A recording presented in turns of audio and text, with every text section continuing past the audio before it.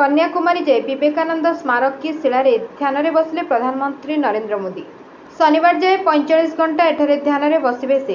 प्रधानमंत्री ध्यान में बसुवा बेले कौनसी पर्यटक विवेकानंद स्मारक की शिला निकट को जाइपारे नहीं। खाली सेतिकी नुहे समुद्र उपकूल को मध्य जीवाकू पर्यटकों को बारण करा जाइछि। 2019 निर्वाचन प्रचार सरिबा परे केदारनाथ गुंफारे 15 घंटा ध्यान में बसिले प्रधानमंत्री नरेंद्र मोदी।